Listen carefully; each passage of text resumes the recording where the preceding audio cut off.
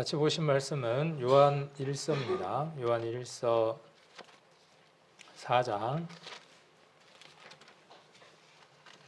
신약성경 393페이지. 오늘은 7절부터 12절까지 말씀을 같이 나누려고 합니다. 여기에서 가장 핵심이 되는 성경 구절은 9절일 겁니다. 하나님이 왜 이 세상에 독생자를 보내셨는가 입니다. 우리 성도님들은 여기에 답을 다 내리실 수 있죠. 근데 여기 질문과 답이 같이 있죠. 이 9절 요한 1서 4장 9절 이 말씀이 내 것이고 이것이 와면으로 화답되어 있고 이 답 가운데 살아가신다 그러면 세상에서 가장 행복한 사람입니다.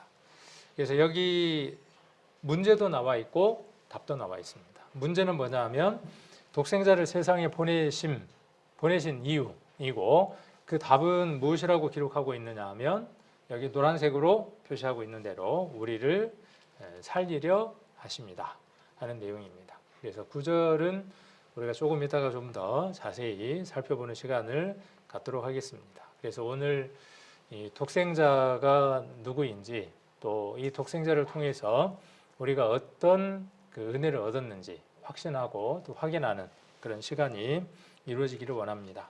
7절 4장 7절입니다.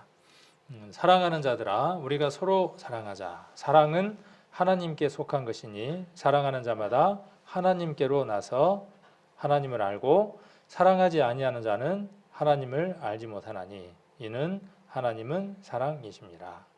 7절, 8절, 9절, 10절, 11절, 12절 이렇게 두 구절씩 나눠서 오늘 말씀을 좀 나눠보고자 합니다. 그리고 그 구절들 속에서 하나씩 이렇게 나누어서 상고를 해보려고 합니다.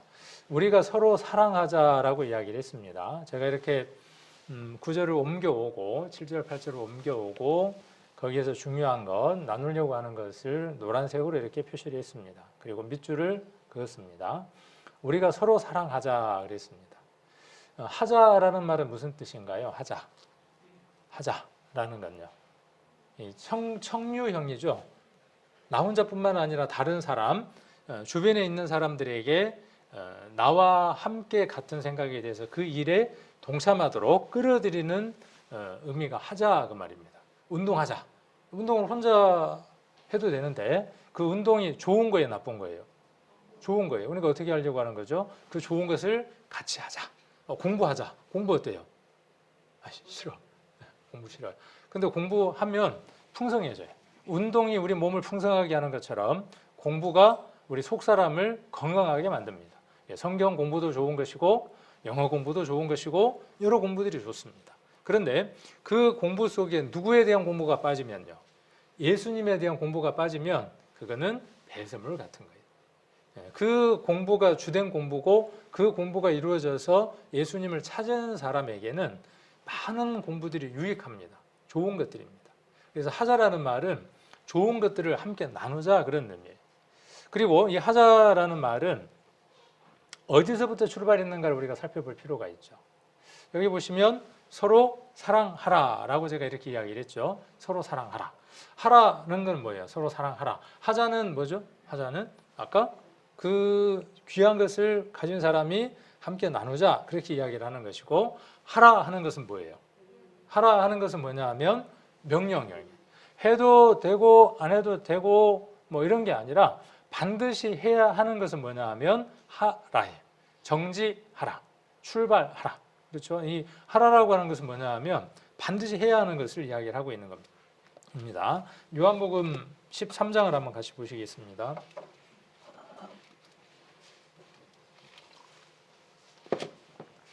요한복음 13장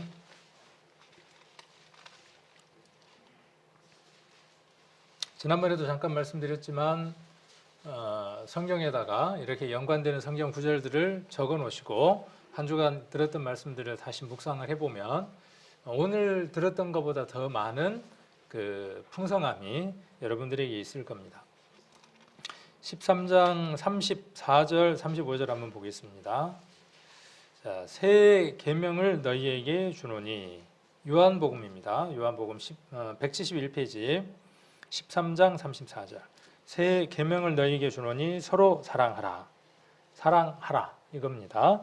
내가 너희를 사랑한 것 같이 너희도 사랑하라. 이 말씀 우리가 이렇게 이해해 볼 수 있습니다. 내가 너희를 사랑한 것을 깨달았으니 깨달은 사람은 이렇게 이야기해 볼 수 있습니다. 그래서 사랑한 것 같이 너희도 서로 사랑하라. 자, 35절. 너희가 서로 사랑하면 이로써 모든 사람이 너희가 내 제자인 줄 아니라. 우리가 예수님의 그 사랑을 깨닫고 체험하고 그 사랑 가운데에서 살아가는 사람. 후에 요한 1서는 그 사랑이 어떤 것들인가에 대한 내용들을 좀 더 세부적으로 하나하나 더 설명을 해 나갑니다. 그래서 우리가 예수님의 사랑을 서로 하는 이 명령을 수행할 때, 여기 지금 요한 1서 4장 7절에 기록되어 있는 대로 서로 사랑하자. 사랑을 받았으니까 그 사랑을 받은 사람이 서로 사랑하면 어떠한 일이 일어나느냐 하면 사람들이, 주변에 있는 사람들이 우리를 누구로 아느냐 하면 예수님의 제자인 줄로 안다는 거예요. 성도라는 말은 무슨 뜻이냐면 세상에서 구별된 사람들이라는 뜻입니다. 그리스도인, 예수를 닮은 사람이라는 뜻이고, 성도라는 말은 거룩한 무리, 또 다른 뜻은 뭐냐 하면 구별된 무리, 그런 뜻입니다. 그럼 제자라는 뜻은 어떤 뜻일까요? 제자는 스승의 그 가르침을 받고 스승의 걸음을 하나하나 따라가는 사람이 제자입니다. 성도라는 말, 또 그 이후에 우리가 살아가야 될 삶의 그 모습들이 어떤 것들이냐 하면 제자로서의 삶을 살아가는 겁니다. 물론 제자나 성도나 특별히 이렇게 우리가 단어를 구분해야 될 필요는 없기는 하죠. 그 속에 함께 들어있는 것이니까 우리는 제자의 삶을 살아가고 있고 우리는 성도의 삶을 살아가고 있습니다. 그래서 우리가 세상에서 구별된 삶을 살 때 이퀄 세상에서 구별된 삶을 산다, 같은 말 무엇이냐 하면 서로 사랑한다, 그 말이에요. 성도가 사랑하고, 이 서로 사랑한다는 말 안에는 교회 안에서 성도와 성도끼리 사랑한다는 그 말도 포함되어지고, 요한 1서에서 이야기하는 사랑은 형제 사랑이었죠. 이 형제는 우리가 지난번에 배웠던 것처럼 어떤 형제입니까? 첫 번째가 구원받은 우리 형제 자매, 그 형제를 이야기를 하고, 그 다음에 육신의 형제도 이야기를 하고, 그 다음 또 어떤 형제도 이야기를 합니까? 구원받지 못한 세상 사람들, 이전에 나와 같은 생각을 하고 살아갔던 모든 사람들이 형제입니다. 그래서 형제 사랑이라고 하는 것은 그 세 부류의 사랑 전체를 다 포함하는 겁니다. 우리가 그렇게 사랑을 하면 교회 안에서 형제들끼리 사랑하고, 그 다음에 그 사랑을 형제 자매, 친형제 자매에게 나누고, 그리고 주변에 있는 사람들에게 예수님의 사랑을 나눌 때, 그렇게 실천할 때, 마음에만 품고 있는 게 아니라 그렇게 실천할 때 세상 사람들은 저 사람들은 예수를 닮은 사람이야, 예수를 닮은 사람이 분명해 라고 안다는 것입니다. 그래서 서로 사랑하자라고 하는 이 요한 1서의 요한의 얘기는 우리 요한복음에서 지금 이야기를 하고 있는 예수님이 서로 사랑하라 하는 그 명령을 그대로 가져온 명령이죠. 그 안에 사랑이 이루어졌기 때문에 지금 뭐라고 이야기를 하는 거죠? 청유형으로 함께 하자라고 지금 이야기를 하고 있는 겁니다. 우리가 10월 둘째 주에 전도 집회를 준비를 해두었죠. 그 전도 집회에 우리는 동참하자라고 이야기를 합니다. 이곳에 있는 우리 성도님들에게도 동참하자라고 이야기를 하고, 그 다음에 우리들의 형제, 이 은혜를 깨달은 형제도 있고 못 깨달은 형제도 있지만 그 피를 나눈 형제들에게 이번에 들어와. 옛날에는 교회를 꼭 와야만 했지만 지금은 집에서도 들을 수 있어. 좋은 방법은 교회로 오는 것이지만 차선은 이것이 있어. 그리고 정 어려우면 우리 집으로 와. 우리 집에서 요즘 어때요? 텔레비들 다 뭐냐면 유튜브 다 되죠. 집에서 어떻게 할 수 있습니까? 비대면으로 다 들을 수 있죠. 집에서는 가족들끼리 차 한잔 나누면서 뭐 할 수 있습니까? 전도 집회에 동참할 수 있죠. 세상 사람들에게도 코로나 무서우니까, 오늘 사회자가 그 얘기를 했지만 그 코로나의 발생지가 교회는 절대로 아니잖아요. 근데 사람들은 뭐처럼 이야기를 해요? 교회가 마치 그것의 온상진 것처럼 이야기를 합니다. 결국은 성도가 교인이 세상 속에서 살아가는 거고 세상 속에서 살던 그들이 교회 안에 오는 것이죠. 별반 나눌 필요가 없는데 사람들은 그렇게 나누고 있죠. 그래서 그렇게 교회가 무서우면 교회 가는 것이 그렇다 그러면 우리가 이런 방법도 있어 라고 제시할 수 있죠. 그렇게 제시했을 때 우리의 말이 힘이 있는가 없는가가 우리 삶이 어떻게 살아왔는가에 대한 리트머스 시험지입니다. 지난번에 요한 1서 그리고 수요일날 배웠잖아요. 우리가 어떻게 살아가는가 어떻게 살았는가는 우리의 삶에 대해서 세상 사람들이 어떻게 반응하느냐예요. 그렇죠? 소돔과 고모라에 있었던 누구처럼요? 사회들에게 간절하게 이야기를 했겠죠. 지나가듯이 얘기했을까요? 애 같아서 이야기를 했을 겁니다. 그런데 반응은 무엇이었습니까? 농담으로 이야기했어요. 그의 삶이 어땠다는 거예요. 아담과 가인 얘기를 합니다. 아벨과 가인 얘기를 합니다. 가인의 삶이 어땠다는 것이냐 하면 하나님을 기쁘게 드리는 삶이 아니었다는 거예요. 하나님이 받지 않으시는 거예요. 아벨은요. 아벨의 삶은 하나님을 기쁘시게 하는 삶의 시간들의 연속이었어요. 하나님은 그것을 받으셨어요. 여러분들의 삶들도 마찬가지입니다. 여러분들의 삶이 힘이 있어야 하는 것이죠. 힘이 있다는 뜻은 무슨 뜻이냐 하면 하나님의 말씀에 순종하는 사람이라는 뜻이에요. 말씀을 읽는 사람, 교회에서가 아니라 여러분의 그 일상의 생활 속에서 말씀을 늘 가까이 하는 사람, 기도하는 사람, 그리고 양보하는 사람, 그리고 먼저 힘든 일들에 앞장서는 사람. 그런 사람일 때 여러분들이 이번 집회 때 한번 가보자, 이번에 한번 들어보자 그랬을 때 그래? 교회가 코로나의 온상지인데? 하고 고개를 흔드는 것이 아니라 네가 이야기하는 교회면 내가 한번 가볼게. 그게 정 어려우면 내가 차선이라도 선택을 한번 해볼게. 부담되죠. 이렇게 이야기를 하면 이렇게 선언해야 하는 본인도 부담이 되고 왜? 그러면 당신은 그렇게 살았어? 그렇게 묻는다면 저도 뭐라고 이야기를 할 것 같아요? 그렇지 못한 핑계를 댈 것 같잖아요. 우리는 이런 시간들 속에서 우리 자신들을 돌아보지 않으면 변화가 나타나지는 않습니다. 수요일, 주일, 금요일 예배에 참석하는 이유는 어디에 있느냐 하면 말씀이 부족해서 우리가 예배에 참석하는 것이 아니라 우리를 돌아보게 하는 동기부여가 되어집니다. 방향을 재설정하는 타임이기 때문에 중요합니다. 그 방향을 재설정해서 세상으로 가서 여러분들이 어떻게 하는 거냐 하면 전쟁을 치르는 겁니다. 세상 속에서 세상 사람들에게 그리스도가 어떤 분인가, 하나님이 어떤 분인가를 드러내는 그 전쟁을 치르는 겁니다.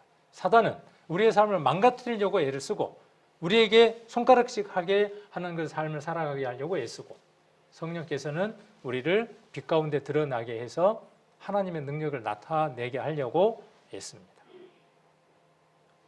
여러분들이 이번 집회 때 그 시간들을 두고 나도 그곳에 함께 해야 하고 그리고 동참할 수 있도록 함께 하자 해야 한다는 것이죠. 그것이 서로 사랑하라 하는 그 명령을 받은 주의 사람들이 해야 할 일들입니다. 자, 서로 사랑하는 것은 성도의 본질적 속성이에요. 누가 그러더라고요. 우리 목사님은 참 어려운 단어를 많이 써. 보니까 그런 것 같아요. 저도 가만 생각해 보면 단어들이 어려운 것 같아요. 근데 그 어려운 단어들은 또 실상 또 아니에요. 근데 우리가 자주 쓰는 단어가 아니다 보니까 어렵게 느껴지는 거죠. 그런데 그 어려운 단어도 한 번 듣고 두 번 듣고 세 번 듣고 풀어서 듣고 그러면 다음에 익숙하게 됩니다. 그리고 여러분들이 그 말을 또 익숙하게 쓰게 되죠. 본질적 속성이라는 거예요. 이게 사랑하는 것은 성도의 본질적 속성이다. 이 말을 쉬운 말로 바꿔보면 어떻게 바꿔볼 수 있을까요?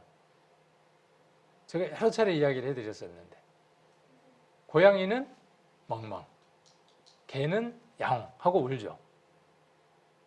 제가 이렇게 이야기하니까 갑자기 어때요? 뭔 그런 소리를. 본질적 속성이라는 건 그런 거예요. 개는 반드시 멍멍. 성장하면 성장할수록 더 큰 소리로 명확한 소리로 멍멍. 고양이는요? 어렸을 때에는 작은 소리로 가는 소리로 야옹야옹. 크면 클수록 어때요? 더 분명하게 야옹야옹. 왜요? 왜 그렇죠? 고양이니까. 개니까. 자, 지금 여기에서 우리가 서로 사랑하자라는 말은 무슨 말이냐 하면 우리에게는 어떤 본능이 있다는 거예요. 어떤 본질이 있다는 거예요. 사랑이라고 하는 본능, 본성을 갖고 있다는 거예요. 고양이가 야옹하고 우는 것처럼 우리 성도들에게 있어서 사랑이라고 하는 것은 너무나 자연스러운 거라는 거예요. 그래서 이런 어려운 얘기도 있죠. 생득적 본능이 있고 학습적 본능이 있다. 그 얘기 자주 들었죠. 우리가 학습적 본능이라고 하는 것은 운전이라 그랬죠. 운전을 오랫동안 하다 보면 갑작스럽게 차가 팍 끼어들면 어떻게 합니까? 나도 모르게 브레이크를 꽉 잡으면서 핸들을 조작하고 있는 거예요. 탁 방을 하고 있는 거예요. 그거는 학습적 본능이에요. 생득적 본능은요. 태어나면서부터 갖고 있는 거예요. 응애 하고 태어나자마자 그 어린 아이가 뭘 찾느냐 하면 젖을 찾아요. 모든 짐승이 그렇죠. 태어나자마자 뭘 찾습니까? 본능적으로 자기가 먹어야 할 젖을 찾아갑니다. 본능이에요. 성도가 서로 사랑하는 것은 본능이에요. 그럼 뭔 얘기를 지금 강하게 이야기하는 것이죠? 내게 사랑이 없으면 내가 지금 문제가 있는 거다 그 얘기를 하는 거예요. 어떤 사랑일까요? 이 사랑이 어떤 사랑일까요? 동양 사람들은 동양적 사고 속에서 사랑이라는 단어를 이해를 합니다. 그렇겠죠? 자기가 살아온 환경 속에서 사랑을 이해하는 거예요. 옛날에 우리 어렸을 때는 사랑 그러면 어때요? 저 초등학교, 옛날에는 국민학교, 중학교 다닐 때 사랑 얘기만 하면 어때요? 괜히 낯이 뜨거워 막 얼굴이 빨개져. 우리에게 사랑이라는 단어는 그런 단어예요. 사람들마다 그 단어를 들을 때 떠오르거나 생각되는 것들이 각각 다를 수 있어요. 성경에서 이야기하는, 지금 요한 1서에서 이야기하는 사랑은 무엇일까요? 어떤 걸까요? 지금 동양적이고 서양적인 또 뭐 사랑에는 여러 가지 종류가 있고 그런 어떤 사랑일까요? 그 사랑이 아니다는 겁니다. 지금 요한 1서 4장 7절부터 12절 안에 그 이후에 나와 있는 사랑 속에 이 사랑이 자세하게 설명이 되어져 있습니다. 그래서 아들이 아버지를 닮는 것처럼 이 닮는 거는 어쩔 수 없는 거예요. 무엇 때문에 그렇게 되는 거죠? 유전자. 그렇죠? 아들이 아버지를 닮는 것은 유전자 때문에 그렇게 닮아가는 겁니다. 크면서 점점 얼굴이 옆집 아저씨를 닮아가면요. 문제가 큰 거죠, 이거는. 그럼 뭐 해봐야 돼요? 유전자 검사 해봐야지. 해보나 안 해보나 어때요? 씨가 그 집 씨야. 해보나 안 해보나. 똑같은 겁니다. 성도에게 사랑이라고 하는 그 모습이 드러나야 하는 것이 하나님께 속한 사람의 모습이에요. 그런데 시기나 질투나 파괴나 분절이나 분단이나 그런 것들을 가져오는 삶을 살아. 그 사람만 있으면 트러블 메이커. 뭔가 불화를 만들어내는 사람이 있어. 그 사람이 있는 곳에는 뭔가 막 시끄러움이 함께해. 그런데도 뭐라고 이야기하느냐 하면 나는 사랑을 깨달았다라고 이야기를 해. 아니다는 거예요. 그건 아니다는 거예요. 돌아볼 필요가 있다는 거예요. 설교는 우리 성도님들이 이렇게 못 살았다, 잘 살았다라고 하는 것을 가정하고 이야기를 하는 게 아니라 어느 한 성도를 두고 당신이 이렇게 못 살았습니다. 왜 그렇게밖에 못 삽니까? 라고 이렇게 책망하는 것이 아니라 전체를 두고 우리의 삶 전반적인 것들을 두고 지나간 시간들을 두고 우리를 점검하는 시간들입니다. 확인하는 시간입니다. 그래서 올바르지 못한 것들을 올바른 것들로 다시 재정립하는 시간들입니다. 그래서 어느 한 사람에게 주어지는 시간이 아니라 우리 전체에게, 각인들에게 주어지는 시간들이기도 합니다. 그 요한복음 13장에서 우리가 서로 사랑하라 하는 명령이었잖아요. 그 명령 예전에 어떤 내용들이 나오죠? 서로 사랑하라고 하는 것에 대한 구체적인 어떤 예가 하나 있어야 될 거 아니에요. 그래서 뭘 하나 보여주셨습니까? 제자들을 불러 모으고 예수님이 수건을 허리에다 두르고 어떤 일을 하셨습니까? 발을 씻기는 일을 하셨죠. 그 일을 하시고 난 이후에 이 말씀을 이야기하고 계시는 것이죠. 13장 14절 한번 보겠습니다. 14절 요한복음 13장 14절 내가 주와 또는 선생이 되어 너희 발을 씻겼으니 너희도 서로 발을 씻기는 것이 옳으니라. 15절 내가 너희에게 행한 것 같이 너희도 행하게 하려 하여 본을 보였노라. 이걸 말씀하시고 예수님 말씀을 하시는 겁니다. 17절 너희가 이것을 알고 행하면 복이 있으리라. 이것을 알고 그랬어요. 그래서 이것을 알고 행하면 복이 있다 그래서 교회에서 뭘 하느냐 하면 세족식이라는 걸 해요. 교회에서 좀 지위가 높다고 생각하는 사람들이 집사, 장로, 목사가 어디에 서고 수건을 두르고 평신도들을 불러다가 거기에다가 앉히고 발을 씻깁니다. 자, 그러면 그 행위나 예식이 그렇게 하는 것 자체가 이 성경의 뜻대로 하는 걸까요? 아니에요. 본질이 그것이 아니에요. 그건 뭐예요? 하나의 엑서사이즈, 예제예요. 내가 선생이고 높은 자임에도 불구하고 내가 낮은 자가 되어져서 너희를 섬겼다는 거예요. 그것이 서로 사랑하는 것에 대한 본이다는 거예요. 높은 사람이 낮아지는 거예요.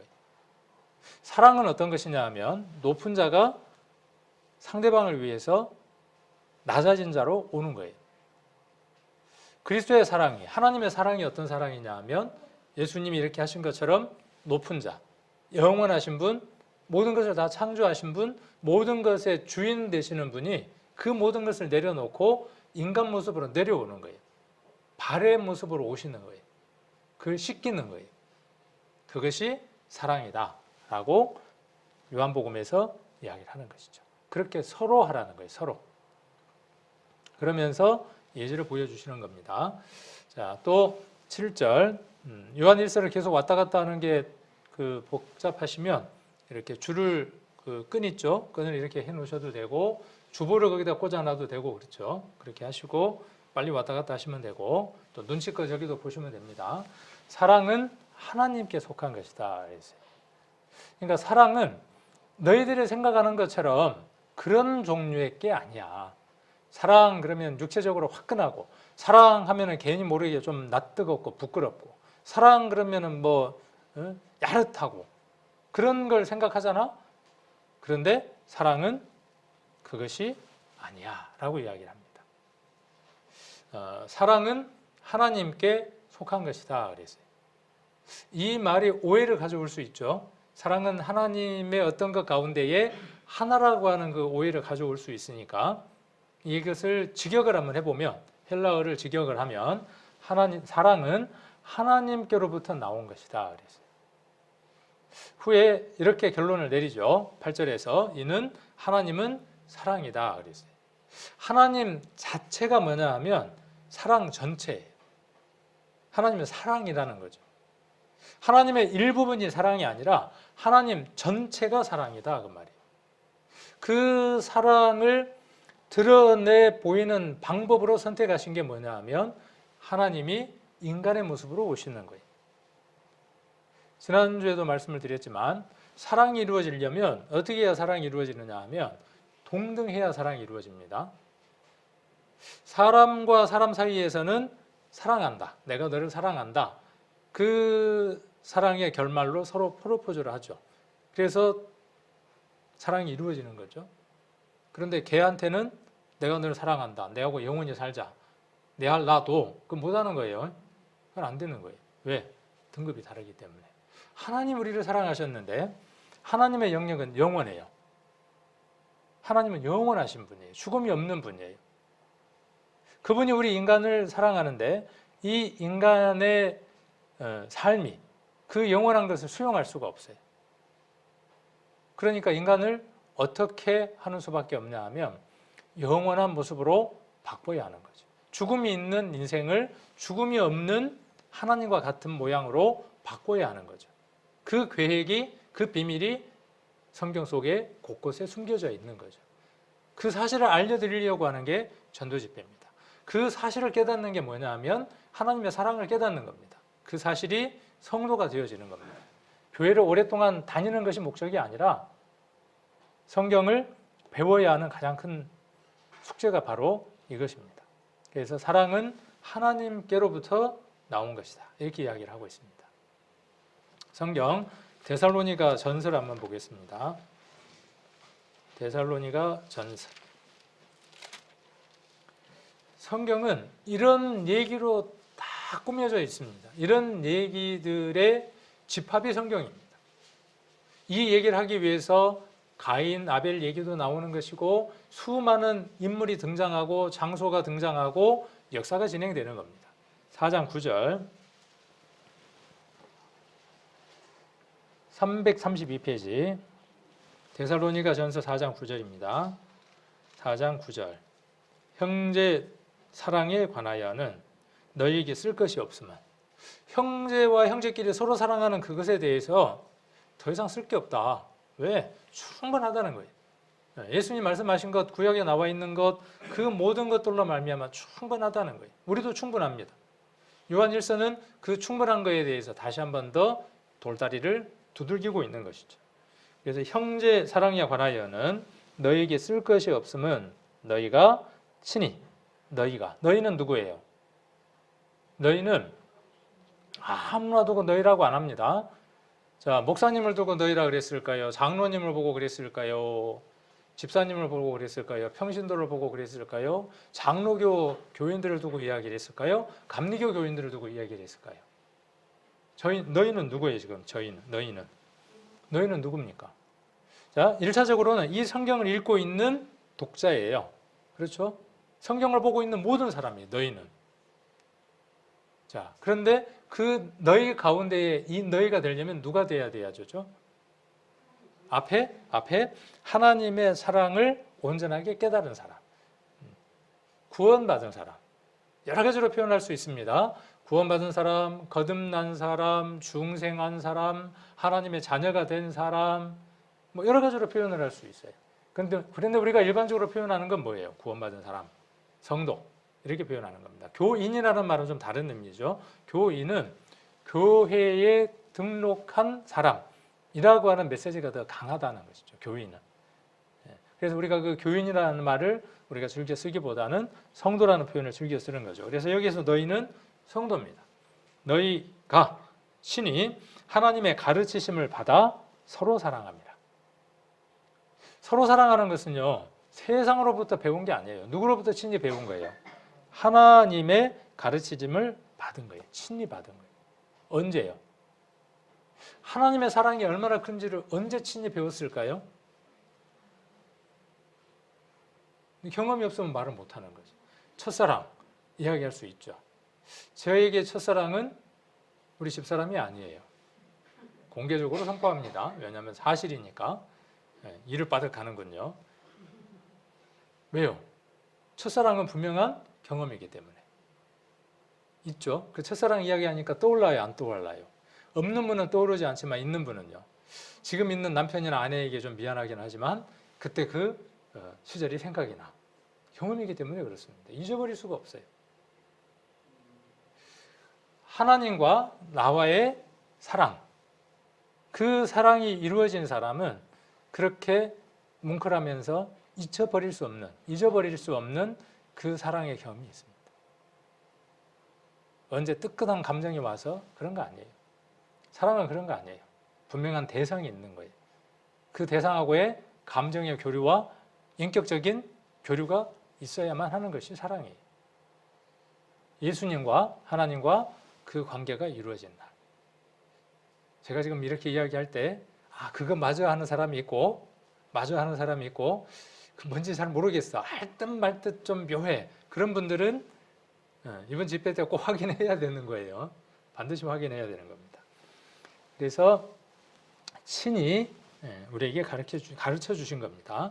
자, 베드로전서 1장입니다. 베드로전서 1장 22절.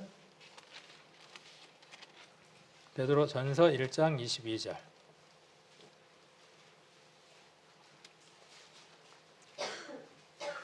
너희가 378페이지 너희가 여기도 너희죠. 그러면 너희 그랬으니까 나도 되는데 그 내가 되려면 너희가 되려면 조건이 있는 거죠. 전제 조건이.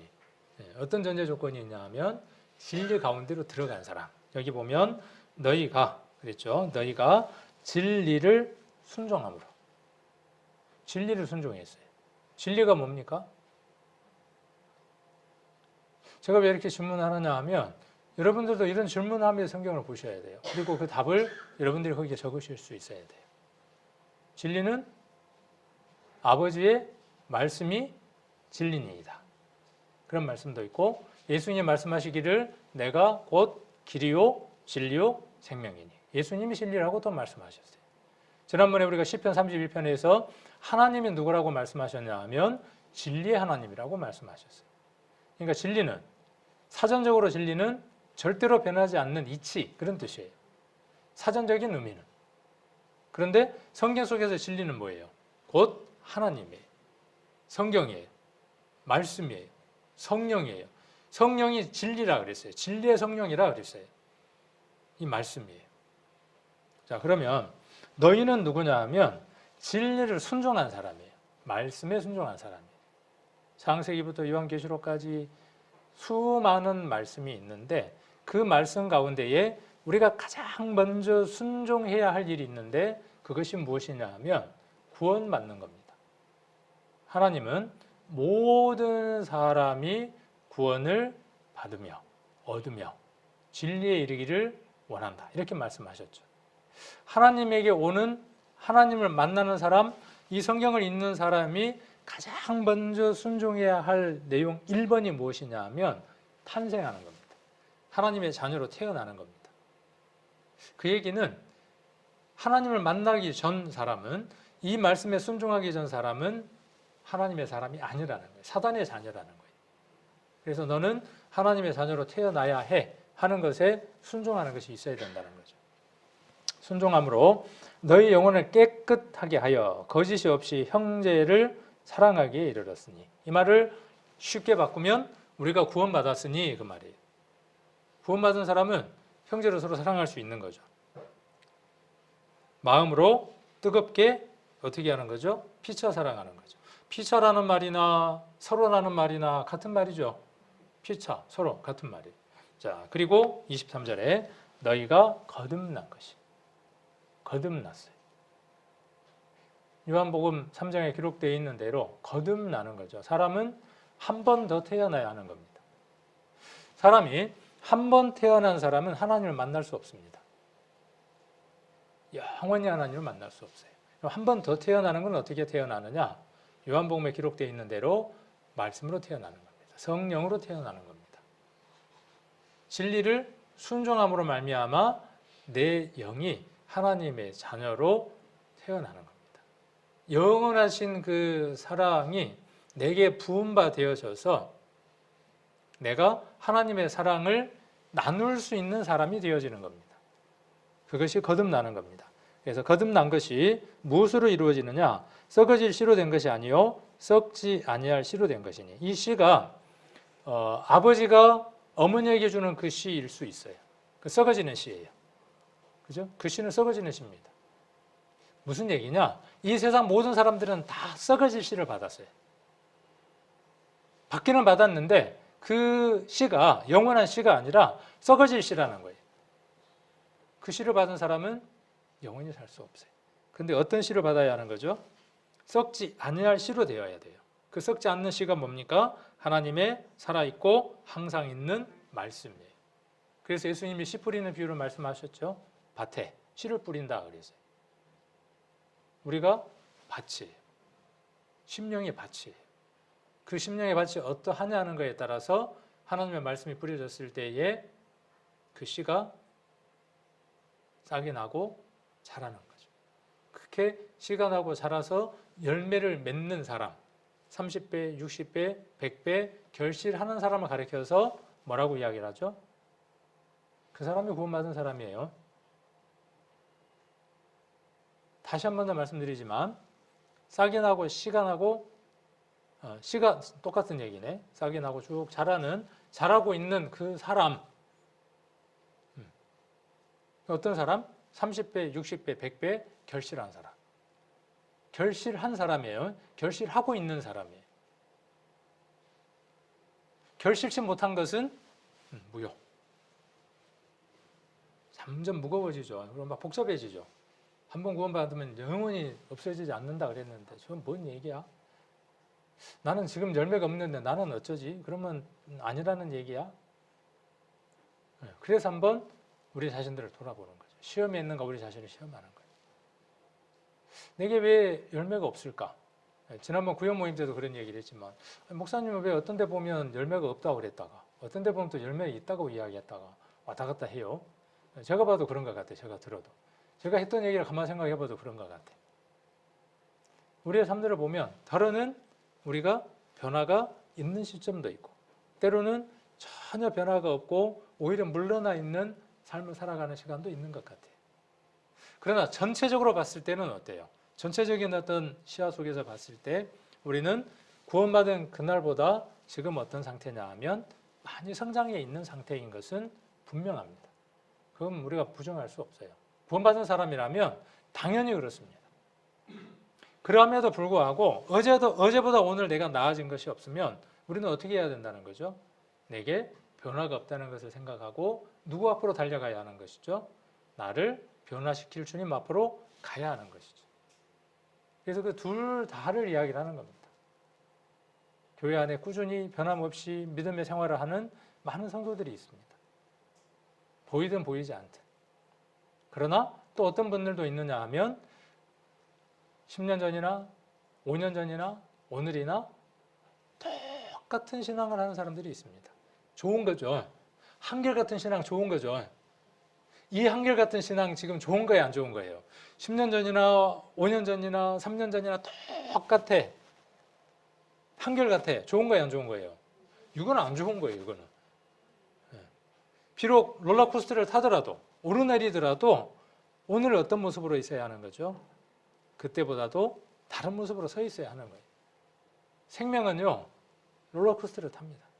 올라갔다가 푹 처지기도 하고 또 막 힘들게 올라가기도 하고 또 어느 때에는 잔잔한 시간을 보내다가 다시 주저앉기도 하고 살아있는 생물이기 때문에 그렇습니다. 그러한 안에 생명의 요동심이 없는 사람은 멈춰 있는 거예요. 자주 드리지만 두 곳 중에 한 군데가 문제가 있는 겁니다. 사랑을 깨닫지 못했든지 구원 못 받았든지 아니면 지금 내가 화인맞은 상태로 살아가고 있는 거예요. 판단하고 정죄하고 자기가 왕이 된 상태에서 살아가는 사람이에요. 그러니까 변화가 없는 겁니다. 그러나 낮아진 사람은 반드시 변화된 삶들을 살아갑니다. 왜 그러냐 하면 씨가 우리 안에 들어와서 그 씨는 밭이 잘 가꿔져 있으면 반드시 열매를 맺기 때문에 그렇습니다. 사랑하는 자들아, 사랑하는 자마다 하나님께로 나서 하나님을 알고. 자, 사랑하는 자마다라는 말은 무슨 얘기일까요? 사랑하는 자마다. 이 사랑하는 자마다라는 말은 뭐냐 하면 사랑하는 모든 사람이죠. 여러분 우리 각각 개개인들을 이야기를 하는 겁니다. 각각 개개인들을 얘기를 하는 거예요. 자, 그 개개인들이 어떤 상태죠? 사랑을 나눌 수 있는 각각의 개개인들은 무엇으로부터 출발했다라고 지금 이야기를 하느냐 하면 하나님께로 나서 그랬어요. 생득이에요. 출생했어요. 하나님의 자녀로 태어난 날이 없어. 교회 간 날은 있어. 세례받은 날도 있고 학습한 날도 있고 침례받은 날도 있고 모든 날이 있어. 다 날은 있는데 뭐가 없어요? 태어난 날이 없어. 가짜예요. 태어난 날이 없으면 가짜예요. 하나님께로 나는 거예요. 누구로부터 나는 거죠? 여러분들은 누구로부터 났습니까? 저는 저희 어머니와 아버지로부터 났어요. 저희 아버지가 김씨의 성을 가졌으니까 저도 김씨의 성을 가졌어요. 우리 아버지로부터 났어요. 우리 어머니로부터 났어요. 여러분들은 누구로부터 났습니까? 아까 이 거듭남 탄생이 없으면 아무것도 아니라 그랬잖아요. 고린도 전서를 한번 보겠습니다. 고린도 전서 찾기 전에 요한복음 8장을 한번 먼저 찾아보겠습니다.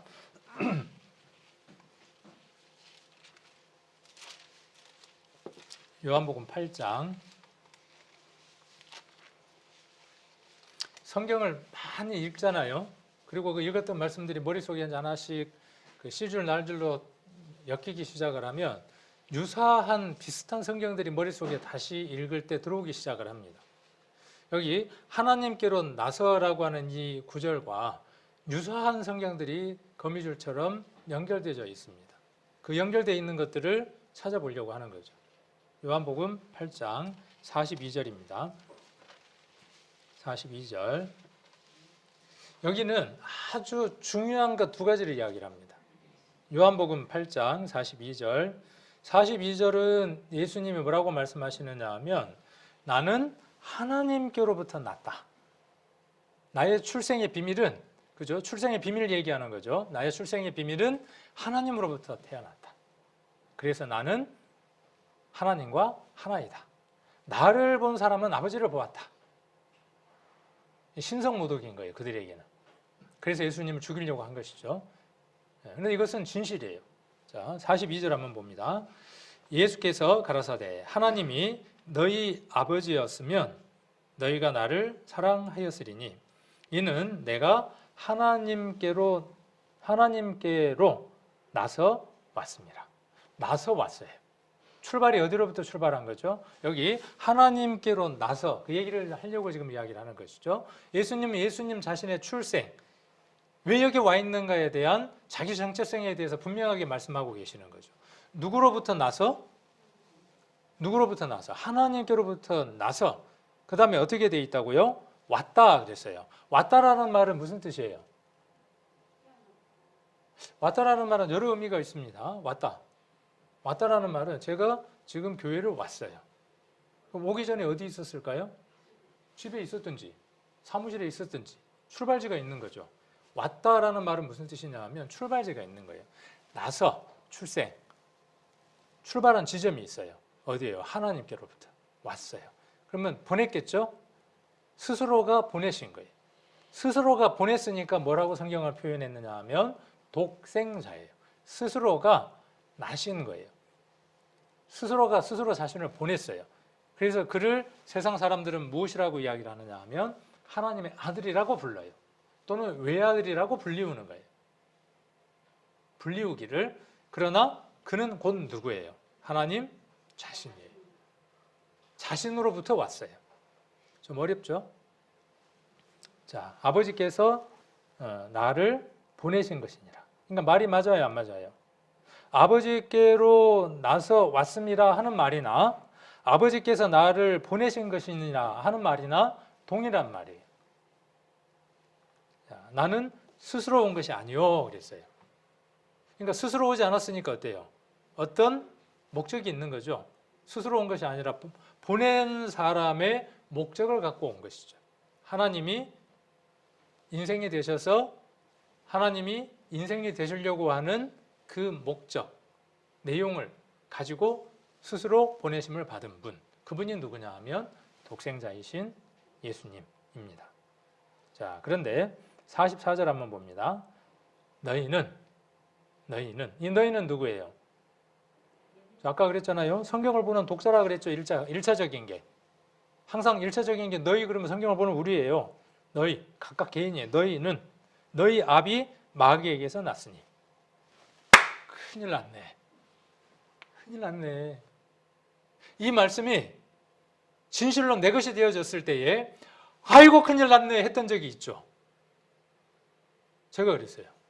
이 말씀을 딱 읽는 순간 너희는 너희 아비 마귀에게서 났으니 이 얘기가 내 것이 되었을 때요. 아이고 큰일 났네 그랬어요. 이게 없는 사람은 구원받지 못한 사람이 분명합니다. 하나님의 자녀가 된 날이 언제였는지 기억도 못하는 사람은 자기가 누구의 출생인지 출생의 비밀을 모르고 있는 사람입니다. 너희는 너희 아비 마귀에게서 났어요. 그래서 마귀와 함께 영원히 불못 속에서 고통받는 것이죠. 그래서 너희 아비의 욕심을 너희도 행하고자 하느니라. 저는, 마귀는 그 말입니다. 처음부터 살인한 자예요. 마귀가 뭘 했냐면요, 이 세상 사람들에게 죽음을 가져온 자가 마귀입니다. 이 성경 안에요, 어마어마한 비밀이 숨겨져 있는 겁니다. 철학자들도 알려주지 못하고 어느 교회 목사님도 알려주지 못하는, 믿음의 눈으로만 보아야 하는, 성령의 힘으로만 이해되어져야 하는 큰 비밀이 이 속에 숨겨져 있는 거죠. 저는 처음부터 살인한 자예요. 저는 누구예요? 사단이에요. 누구를 살인했습니까? 영원히 살 수 있는 아담과 하와를 죽음으로 내몬 자가 누구냐 하면, 그거 잡숴봐, 먹어도 안 죽어, 그렇게 거짓말한 자가 누구였어요? 마귀였어요. 그래서 아담과 하와가 영원히 살 수 있는 존재로 지음을 받았지만 그걸 먹음으로 죽었어요. 처음 살인한 자예요. 죽음을 가져온 자가 누굽니까? 사단이에요. 그래서 죽음의 주인이 누구냐 하면 사단입니다. 죽음을 두려워한 자가 누구냐 하면 사단의 종노릇하는 자예요. 죽음이 두려운 자, 죽음에 사로잡혀 있는 자, 로마서에 이야기한 대로 그 모든 사람들이 누구냐 하면 세상 사람들이. 사람이 죽는다, 내가 죽음의 종이다, 그 말은 무슨 뜻이냐 하면 내가 마귀의 자식이다, 그런 뜻입니다. 그런데 이 사실을 통해서 하나님의 영원하신 사랑을 깨달은 사람은 생명을 얻는 겁니다. 그 생명을 얻은 사람에게 고린도전서를 한번 보겠습니다. 고린도전서 1장 30절입니다. 그 생명을 얻은 사람들에게 성경은 이렇게 지금 이야기를 하는 겁니다. 1장 30절. 너희는, 자, 여기서 너희는 누굽니까? 또 성경을 보는 우리예요. 아까 요한복음 8장 44절에서 너희는 그럴 때 우리가 어땠다고요? 아이고 큰일 났네 그랬단 말이에요. 자, 그랬는데 여기 와서 너희가 누구게 되면, 내게 되면, 내 것이 되면, 다음에 요한복음 8장 44절을 읽을 땐 너희는 내가 아닌 게 되는 거죠.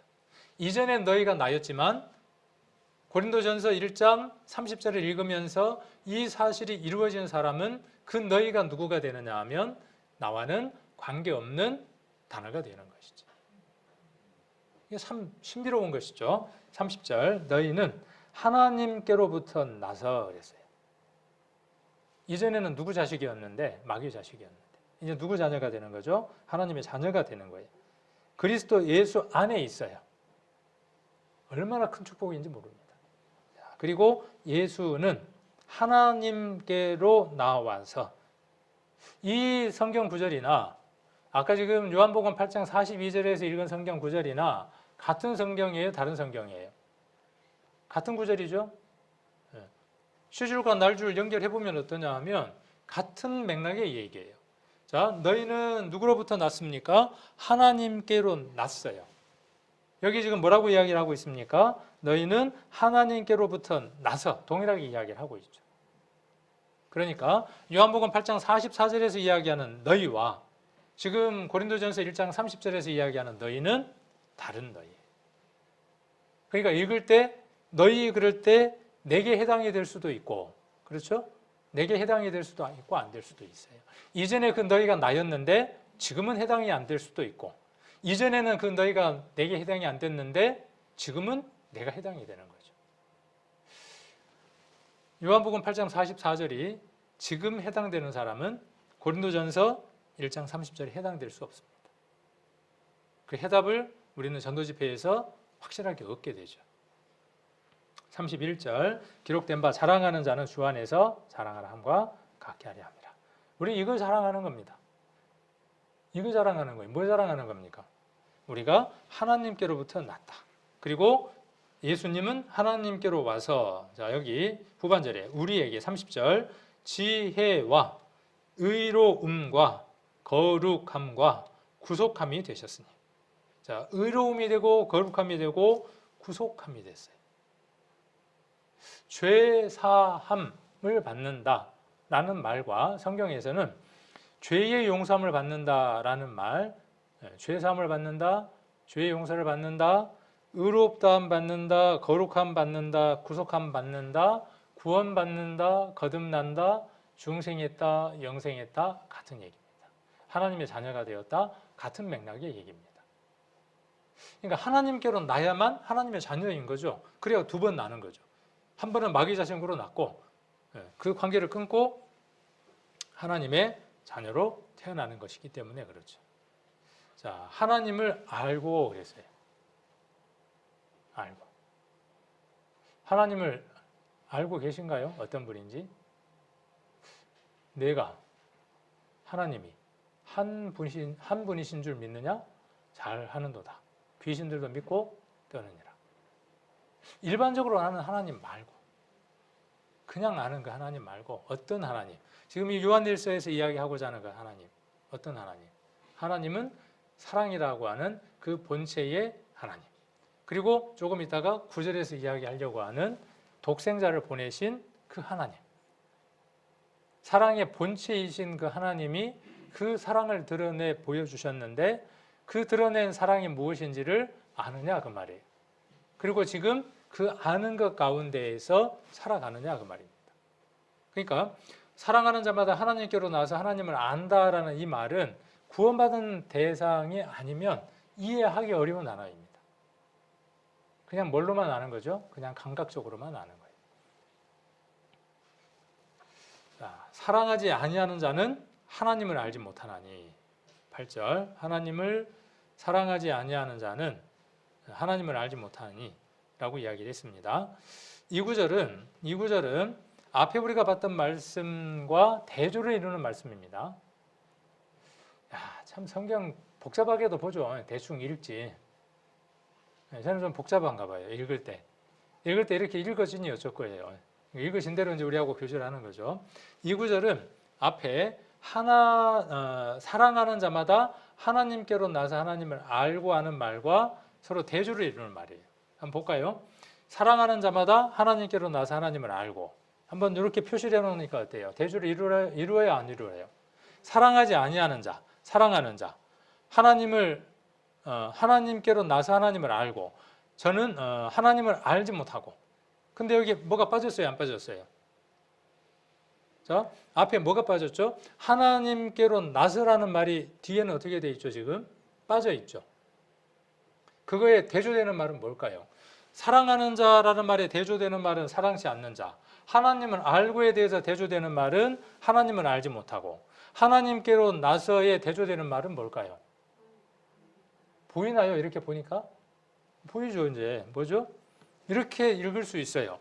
사랑하지 아니하는 자는 마귀에게서 나서 하나님을 알지 못하는 거예요. 왜 하나님을 알지 못하는 거죠? 그가 여전히 사단에게 속해 있기 때문에 그래요. 사단의 자녀이기 때문에 그래요. 그래서 뭘 못하는 거죠? 사랑을 못하는 거예요. 갑자기 그 노래가 생각이 나네. 사랑은 아무나 하나? 사랑 아무나 못해요. 그렇게 노래를 100번 불러도 사랑 아무나 못해요. 누구만 사랑할 수 있습니까? 하나님께로 난 자만 사랑할 수 있어요. 그래서 알지 못한다, 경험하지 못했다 그런 뜻입니다. 이는 하나님은 사랑이다 그랬어요. 자, 사랑의 본질은 그 말이에요. 사랑의 본질은 뭡니까? 사랑의 본질은 하나님이에요. 영원하신 단지 한 분밖에 계시지 않는 천지를 창조하고 인간 역사를 이끌어 가시는 모든 것의 근원이 되시고 본질이 되시는 분, 그분이 누구냐 하면 사랑이에요. 그 사랑이 얼만큼 큰가를 드러내 보이시기 위해서 계획하신 게 뭐냐 하면 스스로 육신을 입으시는 거예요. 왜 육신을 입으시는 거죠? 오늘 그것이 9절에서 이야기하는 핵심입니다. 9절로 한번 8절 9절로 한번 가봅니다. 하나님의 사랑이 우리에게 이렇게 나타난 바 되었으니. 하나님의 사랑. 하나님은 사랑이라 그랬죠. 영원하신 분이라 그랬고 모든 것의 본질이라 그랬어요. 그래서 하나님의 사랑이 우리에게 이렇게 나타난 바 되었어요. 이 우리라 그랬는데 우리라는 것 속에다가 누가 들어가야 되죠? 내가 들어가야 돼요. 우리라는 것 속에 내가 빠져 있으면 의미가 없는 거죠. 우리라는 말을 우리나라 사람들은 참 좋아하죠. 공동체 의식이 커서 그런지 우리라는 말을 참 좋아하라 그래요. 우리 아들, 우리 남편, 우리 아내. 근데 그 말이 맞아요, 안 맞아요? 끔찍한 소리예요. 우리 아내, 내 아내지 어떻게 우리 아내예요? 내 남편이지 어떻게 우리 남편이야? 근데 그렇게 말할 때 누구도 의의를 제기를 해요, 안 해요? 그렇게 이제 알고 있기 때문에. 그러나 외국인들이 이 얘기를 들었을 때 인신대명사를 우리, 나, 너 이런 걸 배우고 난 뒤에 우리 남편은 그러면 기겁하는 거예요. 어떻게 남편이 여러 사람이 쓰냐 이 말이죠. 한 사람 건데. 그런데 이 우리라는 것 안에 누가 반드시 들어가야 되냐 하면 내가 들어가야 돼. 그러니까 이 단어는 읽는 독자 입장에서는 이것을 받아들이는 입장에서는 우리가 누가 돼야 되느냐 하면 내가 돼야 된다는 거죠. 아까 고린도전서 1장 30절에 너희는 내가가 되는 거죠. 요한복음 8장 44절에 너희가 이전에는 나였지만 지금은 누구예요? 이전에 구원받지 못한 나가 되는 거죠. 인칭대명사가. 그렇게 구별해서 성경을 읽게 됩니다. 그래서 하나님의 사랑이 나에게 이렇게 나타난 바 되었어요. 이렇게가 뭘까요? 이렇게가. 뒤에 이야기하려고 하는 거예요. 이렇게. 이렇게라는 말은 뭐냐면 내가 좀 이따가 설명해 줄게 하고 이렇게라는 단어를 쓴 겁니다. 이렇게 나타난 바 됐어요. 하나님이 인간의 모습으로 오시겠다. 창세기부터 기록된 내용. 구약의 모든 역사가 무엇을 이야기하느냐 하면 하나님이 인간의 모습으로 오시겠다. 하나님이 인간의 모습으로 오실 수 있느냐? 오실 수 있다. 를 보여주는 게 뭐냐 하면 구약의 많은 이적과 기사와 표적들이에요. 하나님은 그 일을 하실 수 있다는 거예요. 그렇게 예언되어진 그렇게 오실 것이다. 오셔서 무엇을 할 것이다? 영원한 사랑을 보여주실 것이다. 오셔서 그분이 죄로부터 영원한 형벌로부터 죽음으로부터 구원해 줄 것이다. 메시아가 될 것이다. 그게 뭔 내용이냐 하면 구약에 주던 내용이에요. 그 메시아라고 하는 히브리어를 구세주라고 하는 우리말에 해당하는 그 히브리어를 그리스말, 헬라말로 바꾸면 그리스도예요. 히람말, 헬라말, 히람말, 그리스말 같은 말이에요. 자, 그래서 그리스도라는 말은 무슨 뜻이냐 하면 예언되어진 분이에요. 오셔서 뭐 하겠다는 거죠? 오셔서 그 일을 이루시겠다고 구약에 약속되어지신 분, 구세주, 메시아 그런 뜻이에요. 그러니까 그리스도라는 말은 구약에 예언되어진 분. 예수라는 말은 무슨 뜻일까요? 예수. 그리스도, 예수 그리스도 많이 쓰잖아요. 그런데 왜 그렇게 쓰는지를 잘 몰라. 예수님이라는 말의 의미는 무엇이고 그리스도라는 말의 의미는 무엇이고 오랫동안 다녔는데 잘 몰라. 근데 우리는 그렇게 이해하고 정리할 수 있어야 돼요. 그리스도라는 말은 아까 제가 설명드렸던 것처럼 하나님이 인간의 모습으로 오셔서 모년 모월 몇 시에 이렇게 해서 이렇게 하시겠다라고 예언되어진 모든 분. 아까 예수님 뭐라고 말씀하셨죠? 나는 하나님께로 나서 왔습니다 그랬죠. 나는 스스로 온 것이 아니라 아버지께서 나를 보내셨다 그랬어요. 그 보내면 내용이 뭐예요? 그리스도예요. 영원한 사랑을 드러내 보이시겠다는 거예요. 자, 그분이 우리가 볼 수 있는 육체를 입었어요. 그래서 세상 한가운데 응애하고 태어났어요. 그분이 누구냐 하면 예수라고 불리우는 분이에요. 그러니까 그리스도라고 하는 그분이 보이지 않는, 글자로 있는, 약속으로 있는 그분이 우리가 눈으로 볼 수 있는 가시적인 육체를 입은 분이 누구냐 하면 예수님이에요. 그럼 뭐하러 오셨을까요?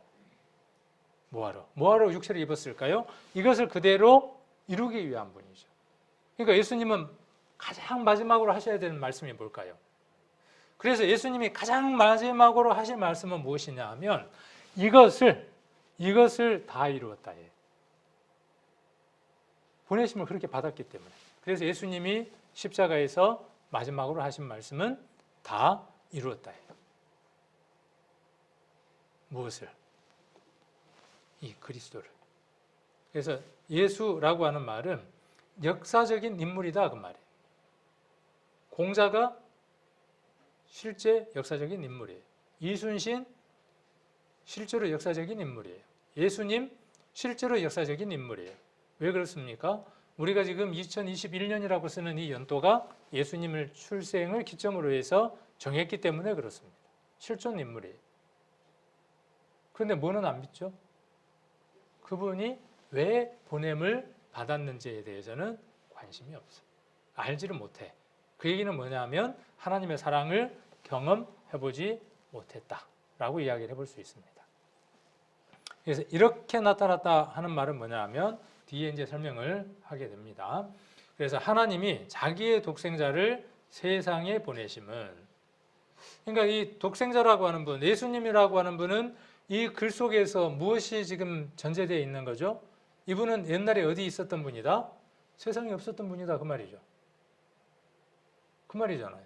어디에 계셨던 분이에요? 세상에 안 계셨으면 달나라에 하나님과 함께 계셨던 분. 그렇죠? 요한복음 1장에서 이야기하는, 그래서 하나님이 자기의 독생자를 세상에 보냈어요. 보낼 때는 목적이 있는 거죠. 그 목적을 오늘 우리가 한번 살펴보자고 하는 것이죠. 하나님이 자기의 독생자를 누구 때문에 보낸 겁니까? 세상에 있는 나를 위해서 보내신 것이에요. 자, 그렇게 보내신 이유는 무엇 때문이다? 저로 말미암아 우리를 살리려 하심이라 그랬어요. 자, 누구로 말미암아죠? 그러면 예수님을 통해서만, 말미암아라는 말은 뭐냐면 예수님을 통해서만이라는 뜻이에요. 저로라는 말은 예수님, 말미암아 그 말은 뭐냐면 통하여 그 말이에요. 그러니까 예수님을 통하지 않고서는 우리가 살 수 없다, 생명을 얻을 수 없다 그런 뜻이죠. 하나님이 예수님을 보내신 이유, 독생자를 보내신 이유는 무엇 때문이다? 우리를 살리기 위한 것이다. 그러면 이 말을 우리가 좀 더 이해를 해봅시다. 우리를 살리려 했다. 그럼 우리가 어떤 상태다? 이렇게 보면 성경이 쉬워요. 우리가 어떤 상태다? 죽은 상태였다 그 말이에요. 그러면 예수님이 이 세상에 오신 목적이 어디에 있다는 거예요? 죽은 사람을 살리기 위해서 오셨다 그런 말이에요. 그런데 내가 죽은 사람이 아니라고 생각을 해. 한 번도 내가 죽은 사람이라고 생각해 본 적이 없어. 그런데 예수님을 만났다. 말이 맞아요, 안 맞아요? 말이 맞는 겁니까? 죽은 사람이었던 것이 인정된 적이 없어. 내가 죽을 사람이라는 것, 죽은 사람이라는 것이 인정이 안 돼. 우리 에스겔서 18장 얘기는 우리가 자주 이야기를 하잖아요. 하나님께서 뭐라고 말씀하셨죠? 기억이 안 나시니까 한번 봐야 될 필요가 있을까요? 에스겔서 18장 한번 보겠습니다.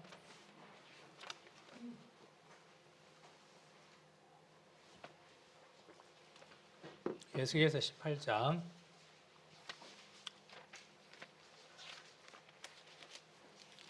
32절,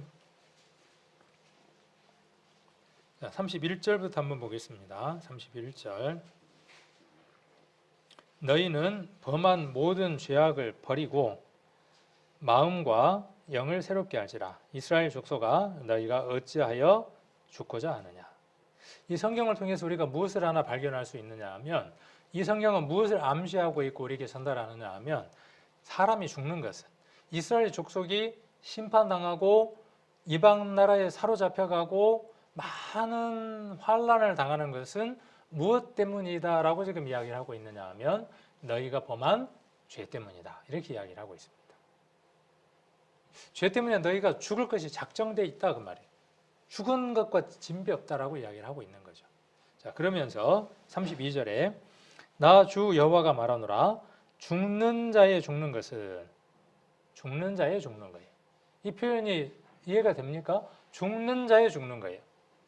죽는 자의 죽는 거예요. 세상 모든 사람이 스스로 생각하기에는 살아있어요. 살았다고 생각합니다. 그러나 하나님 보시기에는 어떤 상태요? 영적으로 죽은 상태. 하나님에게 있어서 죽음이라고 하는 것은 어떤 것이냐 하면, 인생의 영이 하나님하고의 관계가 끊어진 것이 죽은 겁니다. 휴대폰이 없구나. 휴대폰을 비행 모드로 바꿨어요. 비행 모드가 뭔지 아시죠? 비행기 탈 때만 쓰는 게 아니에요. 비행 모드를 언제 쓰시면 되냐 하면 교회 오셨을 때 쓰셔도 돼요. 그럼 문자도 안 오고 전화도 전혀 안 와요. 끝나고 나서 비행 모드를 해제하시면 됩니다. 모든 게 다 살아있어요. 배터리도 정상, 휴대폰 기능도 정상, 기지국도 정상, 모든 게 다 정상인데 이 비행 모드를 딱 켜는 순간 어떻게 되느냐 하면 단절된 거예요. 얘는 죽은 거예요. 얘 그대로 두면 나중에 어떻게 돼요? 점점 가다가 배터리가 딱 꺼지면서 완전히 죽는 거죠. 인생이 그렇다는 거예요. 지금 비행 모드에 하나님 얘기를 들을 마음이 전혀 없는 거예요. 꺼져 있는 거예요. 이 비행 모드를 활성한 상태. 그럼 휴대폰이 어떻게 됐어요? 살았네. 밖에서 전화를 했어요. 뭐라 그러겠어요? 지금은 전화를 받을 수 없사오니 어쩌고 저쩌고 안내 멘트를 할 거 아니에요. 서로 단절돼 갖고 연결이 안 되는 거예요. 그런데 예배가 끝나고 나서 딱 비행 모드를 끄면 어떻게 되죠? 살아났죠? 그러니까 전화가 어떻게 되겠어요? 이제 전화를 가는 신호음이 들리겠죠. 똑같은 이치예요. 죽는 자의 죽는 거라 그랬어요. 인생은 지금 살아있는 것 같지만 하나님하고 단절되어 있기 때문에 하나님은 죽었다라고 보시는 거예요. 예수님도 그렇게 말씀하셨죠. 죽은 자가 저 죽은 자를 죽은 자들이 장사 지내도록 버려두고 그렇게 말씀하셨죠. 사람은 이미 죽은 자예요. 그런데 예수님 보시기에 걸어다니고 있지만 그들도 죽은 자예요. 하나님과 단절되어 있는 자들. 그 단절된 것이 다시 연결되는 것. 그렇게 연결을 시키고 싶은 것이 누구의 마음이죠? 하나님의 마음이에요. 그것이 하나님의 사랑이에요. 그렇게 하시려고 하나님이 누구를 보냈다는 것이죠? 예수님을 보내셨다는 거예요. 그래서 죽는 자의 죽는 것은 내가 기뻐하지 아니하노니 너희는 스스로 돌이키고 살지니라. 사는 방법이 어디에 있습니까? 스스로 돌이키는 거예요. 이걸 회개라 그럽니다. 방향을 바꾸는 겁니다. 정반대 방향으로 바꾸는 겁니다. 이때부터 올바른 신앙의 출발이 이루어지는 겁니다. 돌이킨 적도 없어요. 그냥 교회만 나오기 시작을 했어요. 안 돼. 이것이 돼야 사는 겁니다. 자, 그래서 우리를 살리려고 오셨죠. 요한복음 3장 한번 보겠습니다. 지금 요한일서 4장 9절은 요한복음 3장 16절을 그대로 옮겨놓은 듯한 느낌이 들어요. 요한복음 3장 16절.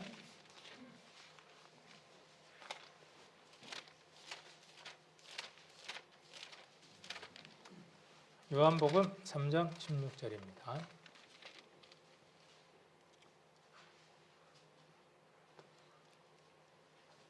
하나님이 세상을 이처럼 사랑하사. 세상을 사랑하셨다네요. 아까는 어디에다가 보내셨어요? 세상에다가 보냈어요. 세상은 누가 사는 거죠? 세상은 사람이 사는 곳이라고 하는 대명사예요. 관용적으로 쓰는 거죠. 세상 그러면 사람이 살아가고 있는 장소, 집 그러면 그 안에 사람이 산다 하는 그 관용구인 것처럼 세상이라는 말은 뭐냐면 사람들이 살아가는 거예요. 거기에 누가 있습니까? 내가 있습니다. 그래서 하나님이 세상을 이처럼 사랑하사 독생자를 주셨으니 여기서 독생자가 나오죠. 이는 저를 믿는 자마다. 이는 저를 믿는 자라 그랬고 아까 여기 요한 1서에서는 저로 말미암아 우리를 살리려 하는 거죠. 우리가 사는 방법이 어디에 있다고 지금 요한복음 3장 16절은 얘기하는 거죠. 우리가 사는 방법은 믿음이라는 거예요. 믿음이 우리를 살리는 거예요. 믿음이 없으면 죽는 거죠. 그래서 이는 저를 믿는 자마다 멸망치 않고 영생을 얻게 하려 하십니다. 그러면 예수님이 이 세상에 왜 오셨는지를 알고 믿는 사람, 그 사람은 생명을 얻었겠죠? 여기 살리려 하셨다 그랬으니까 그분의 목적을 깨달았으면 살았겠죠. 그 산 생명을 가리켜서 지금 요한복음 3장 16절에서는 무엇이라고 설명하고 있는 거죠? 영생이라고 설명하고 있는 거죠. 이 짝이 맞아요, 안 맞아요? 그냥 잘 갖다 맞추는 것 같아요? 이얼령, 비얼령이에요? 귀에 골목 귀걸이, 코에 골목 코걸이? 아니에요. 이 두 구절을 놓고 잘 한번 묵상을 해보세요. 정확하게 일치를 합니다.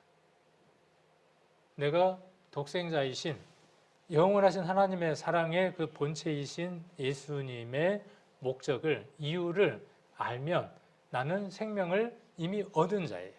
그 얻은 생명은 어떤 생명이냐 하면 아까 어머니나 아버지로부터 받은 그 생명이 아니라 누구로부터 받은 생명?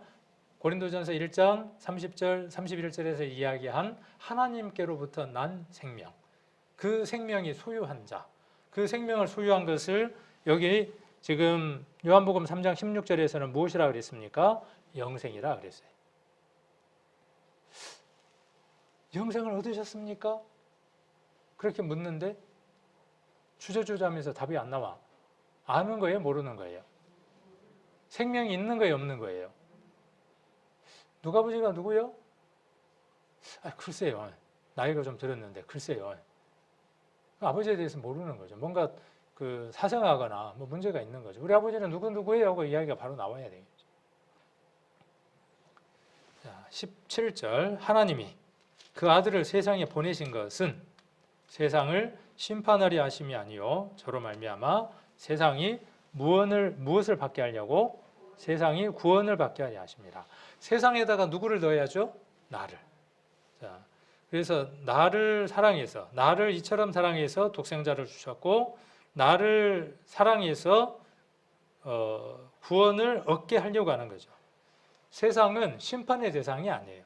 하나님에게 사랑의 대상입니다. 그래서 예수 그리스도를 보내주셨습니다. 그래서 이 내용, 이제 9절에 나와 있는 이 내용이 아주 중요한 내용이죠. 요한 1서는 우리에게 이 사실을 다시 한 번 더 각인시킵니다. 다시 한 번 더 확인시킵니다. 그래야 무엇이 나올까요? 이게 확인이 돼야 뭘 할 수 있어요? 하나님을 사랑할 수 있어요. 그렇겠죠? 나를 이만큼 사랑하셨군요 하고 하나님을 사랑할 수 있게 되겠죠. 그 다음 뭘 할 수 있을까요? 그 사랑을 받은 형제 자매를 보니까 귀해. 우리 육체간에도 뭐가 있죠? 우리 집안에도 형제 자매가 있죠.